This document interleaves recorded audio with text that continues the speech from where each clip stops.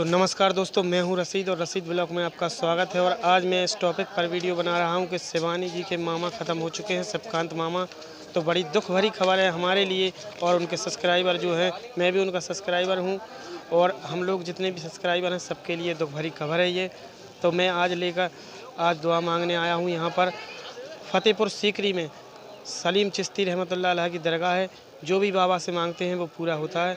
तो उनकी ज़्यादा तबीयत ख़राब है, रो रो कर हालत ख़राब हो चुकी है, तो इसीलिए मैं यहाँ पर आया हूँ। और मैं आपको बता दूँ कि मैंने भी शिवानी जी से ये सब सीखा है, उन्हीं को देख कर के मैंने ब्लॉगिंग स्टार्ट की है। तो हम सब उन्हीं के लिए मैं आया हूँ यहाँ पर। अब देखो, जो चला गया वो लौट कर तो आ नहीं सकता है, लेकिन उनके लिए ये है कि हम लोग दुआ करेंगे तो वो भी जल्द से जल्द अच्छी हो जाए। तो यही मैं दुआ लेकर के अपने मन में लेकर के आया हूँ। उनके लिए मैं जो भी मुझ पे बन रहा है यहाँ पर, मैं चद्दर चढ़ाने के लिए बाबा से मांगने के लिए आया हूँ। मैं आया हूँ ललितपुर शहर से, जो कि अभी मैं आया हूँ फ़तेहपुर सीकरी। तो ललितपुर शहर से 360 किलोमीटर की दूरी पर मैं चलकर यहाँ पर आया हूँ, ख़ास तौर से शिवानी जी के लिए। तो मैं आपको बता दूँ कि हम सब को मिल करके उनके लिए दुआ करना चाहिए। दोस्तों के जैसे आपने देखा कि शिवानी जी के मामा ख़त्म हो चुके हैं, उनका देहांत हो चुका है, तो वैसे ही उनके फैंसों में हड़कंप मच गई, परेशान हो गए, क्योंकि उनके मुख्य पात्र उनके मामा जी थे, शिवानी का आसरा थे वो। उनके पिताजी का देहांत होने के बाद उनके मामा जी ही उनका आखिरी सहारा थे। लेकिन जब गाँव वाले शिवानी जी को मना करते थे, रोकते थे, जब वीडियो बनाने के लिए शुरुआत उन्होंने की, जब परेशान करते थे गांव वाले, तो मामा ही उनका सहारा बने शिवानी जी का। और आज वो हम लोगों के बीच में नहीं रहे। तो हमारे फैंस और जैसे कि मैं यहाँ पर आया हूँ सलीम चिश्ती की रहमतुल्लाह अलैह की दरगाह फ़तेहपुर सीकरी में चादर चढ़ाने के लिए। तो मैं दोस्तों उनके लिए, उनकी सलामती की दुआ मांगने के लिए यहाँ पर आया हूँ, क्योंकि उनकी रो रो कर बहुत ज़्यादा हालत ख़राब हो चुकी है। इसीलिए मैं आया हूँ। और मेरे सारे फैंस, जितने भी शिवानी जी के फैंस हैं, मैं सबसे यही कहूँगा कि उनकी सलामती की दुआ मांगें, कि उन्हें कुछ ना हो, वो जैसी हैं वैसी ही रहें और हंसती मुस्कुराती ही रहें। मामा जी के बाद उनकी आखिरी उनकी माँ ही बची हैं उनके सहारे के लिए।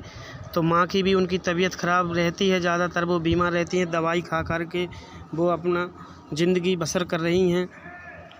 तो मैं आपको बता दूं, शिवकांत मामा के चले जाने के बाद अब उनकी माँ ही उनकी इकलौती सहारा हैं, बनी हैं। और उनकी माँ के लिए भी दुआ करें ताकि वो अपने परिवार को संभाल सकें। शिवानी जी अभी इस टाइम अपने आप को अकेला महसूस कर रही हैं। आप लोग सभी जानते हैं कि रो रो कर मामा के बगैर उनका कितनी बुरी हालत हो चुकी है। तो मैं यही कहूँगा कि शिवानी जी आप अपने आप को कंट्रोल करें। कि जल गया सब कुछ तो अब बचाई क्या है, और बच गई आप तो सोचो फिर जलाई क्या है। शिवानी जी आपकी ज़िंदगी बहुत अनमोल है और आप हमेशा मुस्कुराती रहें। आप अकेली ना अपने आप को समझें, क्योंकि हम लोग आपके सारे फैंस आपका इंतज़ार कर रहे हैं कि आपकी तबीयत और आपकी सेहत का आपको ध्यान रखना होगा। और हम लोग आपके साथ हैं, आप लोगों के। और कई दिनों से मैं सोच रहा हूं कि आपसे मिल लूं। शिवानी जी आपके पास आ रहा था मिलने के लिए, मगर ऐसा मौका नहीं लग पा रहा मेरा कि मैं आपके पास आऊं। लेकिन आप चिंता ना करें, हम लोग दूर रहकर भी आपके पास हैं। तो आप लोग ऐसे ही हंसती मुस्कुराती रहें। और मैं सारे फैंस लोगों से कहूँगा उनके कि आप लोग बस इसी तरीके से उनका हौसला अफजाई करते रहें। जैसे कि आप लोग अभी प्यार दे रहे हैं, हम लोग सब मिल कर के प्यार दे रहे हैं, ऐसा ही प्यार आप लोग और हम सब लोग बनाए रहें। क्योंकि उनके लिए अभी हम लोगों का जुड़ना बहुत ज़रूरी है, दुआ की बहुत ज़रूरी है उन्हें, और साथ साथ दवा की भी ज़रूरत है। तो देखिए, जो फैंस होते हैं सच्चे दिल से चाहते हैं शिवानी जी को, वो कुछ भी कर सकते हैं उनके लिए। जैसे कि मैं यहाँ पर आया हूँ बहुत दूर से शिवानी जी के लिए। तो देखिए, मैं आया हूँ 360 किलोमीटर की दूरी पर ललितपुर शहर से। ललितपुर झांसी से 100 किलोमीटर उस तरफ है। तो मैं वहाँ से आया हूँ शिवानी जी के लिए यहाँ पर। देखिए, उनकी सलामती की दुआ मांगने के लिए, क्योंकि मैं भी बहुत दिनों से शुरू से उनका ब्लॉग देख रहा हूँ मामा जी के साथ उनके। तो ये बहुत दुख भरी खबर थी हम लोगों के लिए कि मामा जी अब इस दुनिया में उनके नहीं रहे।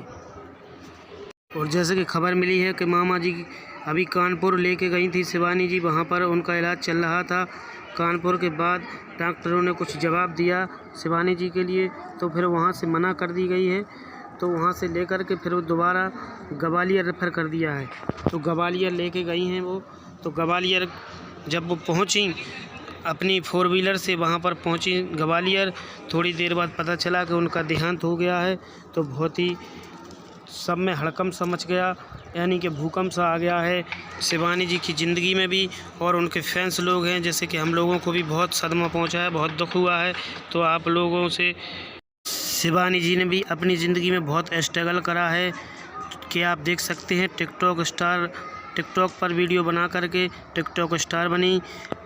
फिर यूट्यूब पर उन्होंने ब्लॉग बनाना शुरू किया, तो बहुत ही परेशानी झेली, बहुत ही लोगों के ताने सुने। ताने झेलने के बाद, ताने सुनने के बाद फिर शिवानी जी ने फिर भी हिम्मत नहीं हारी। उसी मिट्टी से जन्मी हैं शिवानी जी, और इतना तो कोई लड़का भी नहीं कर सकता जितनी मेहनत और स्ट्रगल शिवानी जी ने किया है।